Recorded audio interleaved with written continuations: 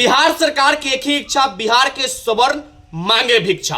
और मैंने पहले भी कहा था और आज भी दावे के साथ मैं कह सकता हूं कि बिहार सरकार का मंसूबा साफ हो चुका है कि सरकार नहीं चाहता है कि इस समाज के युवाओं का उत्थान हो। सरकार नहीं चाहता है कि इस समाज के युवा सरकारी नौकरी करे। सरकार बस यही चाहता है कि इस समाज का युवा जाकर के पटना में बड़े बड़े अपार्टमेंट में गार्ड का नौकरी करे, होटल में प्लेट साफ करे और बाहर में जाकर के मजदूरी करे। और भारतीय जनता पार्टी के उन नेता जो सवर्णों का अपना ठेकेदार बता करके सवर्ण का वोट लेते हैं और सवर्णों का पार्टी बता करके उनको फुसला करके गुमराह करके जो वोट लेते हैं, आज उनके भी मुंह पर ताला चिपक गया होगा, क्योंकि सभी लोग को वोट बैंक का राजनीति करना है, सिर्फ आगरा का वोट लेना है, लेकिन बात पिछड़ा का ही करना है। तो सरकार में बैठे तमाम नेता और विपक्ष में बैठे तमाम नेता जो सवर्ण समाज से आते हैं, जो कोई भारतीय जनता पार्टी का दलाल बन गए हैं, जो कोई भारतीय जनता पार्टी में जाकर के भूमियार समाज का वोट लेकर के वहां हिंदू का ठेकेदार बन जाते हैं, जो राजद में बैठ करके समाज का वोट दिलवा करके वहां पे लालू प्रसाद यादव का तलवा चाट रहे हैं और नीतीश कुमार जी का झंडा ढो रहे हैं, उन तमाम नेताओं का यह वीडियो काफी बुरा लगेगा।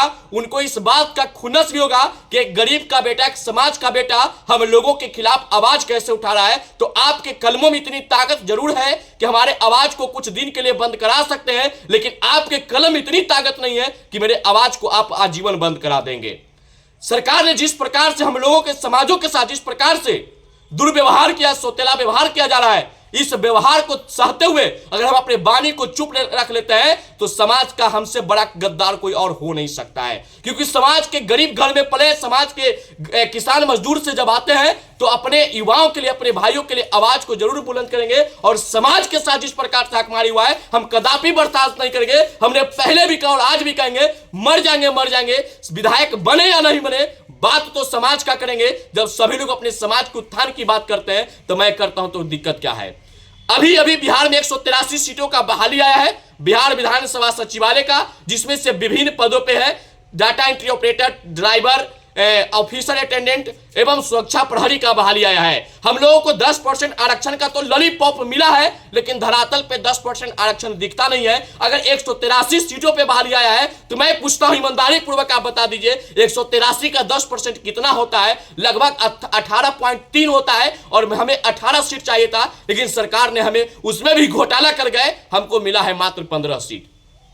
183 में मात्र 15 फॉरवर्डों का नौकरी होगा, बाकी सारे लोग इस सरकार का झंडा ढोएंगे। कोई जदयू जिंदाबाद करेगा तो कोई भाजपा जिंदाबाद करेगा तो कोई राजद जिंदाबाद करेगा। अरे निकलो पार्टी से, निकलो दल और दलदल से, समाज की बात करो, दिल पे हाथ रख के सोच लो कि आपके घर में बेटा एक एक दाना के लिए तरस रहा है और पिताजी भारतीय जनता पार्टी, जदयू और राजद का झंडा ढो रहे हैं। इससे काम चलने वाला नहीं है। अगर आप अपने आप को भाजपा जदयू के हवाले कर देंगे तो आपका समाज का बेटा रोड पर दर दर की ठोकरें खाएगा, भटकेगा।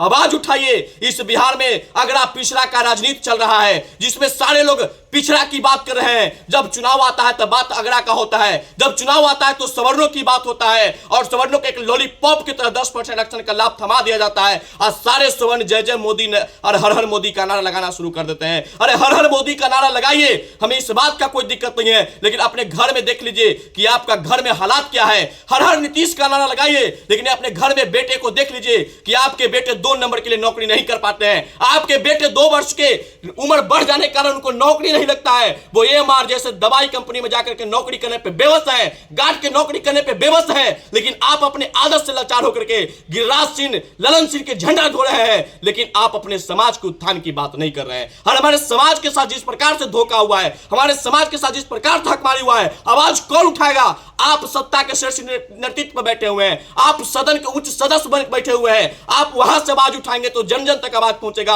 हम जैसे गरीब का बेटा सिर्फ और सिर्फ वीडियो बना के चिल्लाने से हम नहीं मिलता है कि हमको हकमारी का लाभ मिल जाएगा, हमको नहीं मिल पाएगा आरक्षण का लाभ। लेकिन आप लोग आवाज नहीं उठाएंगे तो इतना हम लोग के गट्टा में और अपने बानी में जरूर ताकत है कि जब 10% आरक्षण के लाभ के लिए सरकार को मजबूर कर देते देने पे और यह बहाली को रद्द नहीं किया तो मैं चैलेंज के साथ कहता हूं कि आने वाला 2024 और 25 में इस सरकार को भी घमंडिया सरकार को भी हम बतला देंगे देंगे कि सवर्णों के साथ धोखा करना कितना भारी पड़ सकता है। हमें इतने हमारी ताकत है कलमों में, इतने हमारी एकताओं में ताकत है कि आपको वोट नहीं देंगे तो आप सत्ता में नहीं बैठेंगे, लेकिन आपके पास इतनी ताकत नहीं है कि आप हमको कुछ नहीं देंगे तो हम गरीब हो जाएंगे। लेकिन हमारा आवाज उठाने का हक है, आवाज उठाएंगे। अगर इस बहाली को रद्द नहीं किया गया, इस बहाली में सवर्णों के साथ सही व्यवहार नहीं किया गया, तो इस आंदोलन को हम जन जन तक पहुंचाएंगे, घर के एक एक दरवाजे तक जाएंगे, समाज के लोगों को जगाएंगे। सपोर्ट करिएगा तो ठीक है, नहीं करिएगा फिर भी जगाएंगे, लेकिन याद रखिएगा आज नहीं सपोर्ट करिएगा, आने वाला समय में एक एक बच्चा को सड़क पे आना होगा एक एक दाना के लिए। इसलिए संभल जाओ यारो, नहीं संभलोगे तो आने वाला दुर्गति और ही खराब हो जाएगा। यह वीडियो सवर्ण समाज के लिए समर्पित है, यह वीडियो सवर्ण समाज के नेताओं तक पहुंचा दीजिएगा जो हमारे समाज के वोट लेकर तो जाते हैं लेकिन हमारे समाज की बात नहीं करते हैं। आज 183 में मात्र 15 सीट मिला है। आप समझ लीजिए कि सिर्फ और सिर्फ इस पूरे बिहार में 15 ही फॉरवर्ड का नौकरी होगा, बाकी लोग क्या करेंगे। सरकार ने जो भी प्रावधान लाया है आप देख लीजिए, जो भी बहालियां निकलता है उसमें फॉर्म अप्लाई का सबसे ज्यादा अगर कोई किसी के फी होता है तो स्वर्ण का होता है। फी ज्यादा दे हम और नौकरी कम करेंगे हम। हमारे साथ इस प्रकार का धोखा, इस प्रकार का सौतेला व्यवहार हम कदापि नहीं करेंगे। सरकार को झुकना होगा, नहीं झुकेगा झुका देंगे। बस एकता बनाए रखिए। जिस प्रकार से हमने मोदी सरकार को झुका के 10% का लाभ लिया, उस प्रकार से नीतीश कुमार को भी झुका देंगे। जय हिंद, जय